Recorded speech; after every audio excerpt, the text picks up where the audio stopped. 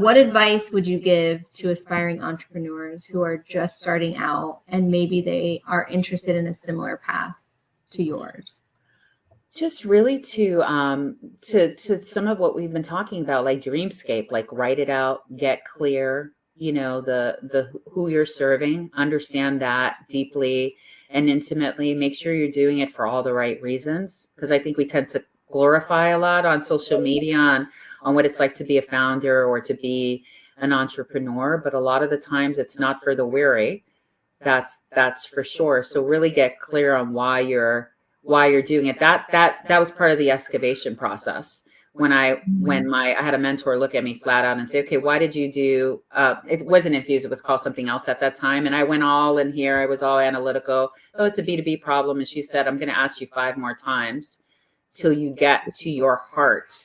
Why did you decide to do this company? And it had nothing to do with the B2B problem and everything to do with something related to an experience I had with my mom when she was younger and she was treated poorly because she was on the poverty line. And it was an experience at a doctor's office. Because she was in the poverty line, the woman looked at her like with such disgust when she went to check in. And I never forgot that because I saw her body language like slouch over.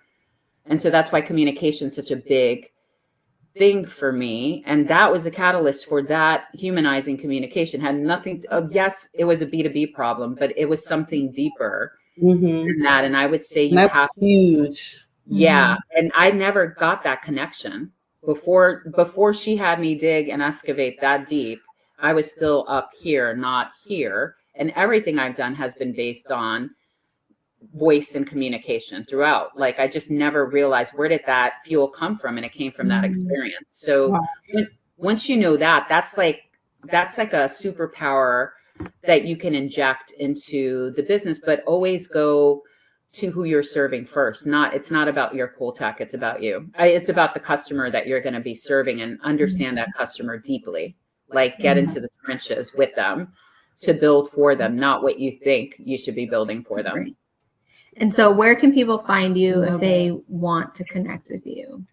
They can find me on LinkedIn at Tanya Cologne. It's probably going to be the best place. I'm on Instagram a little bit, although I've been taking a small hiatus from there. I feel like I'm happier when I'm not on there that much.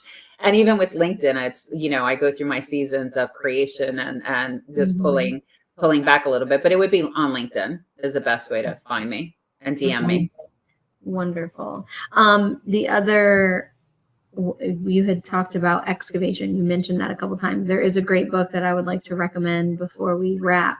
It's called Something More by Sarah Van Brethnock. I might be saying her name wrong. I know she's Sarah Van, whatever. But it's called Something More, and it's like the excavation of the authentic self. And it is incredibly insightful. I read it a few years ago. It's, one part like you're reading, but then she actually makes you like go and excavate your past. So like you have to go and like get pictures of you when you were a kid and like reconnect to certain parts of yourself. And it's very, very good. And I think that might be something for somebody who's listening. I'm sure it's going to resonate or be, life-changing for them. Yeah.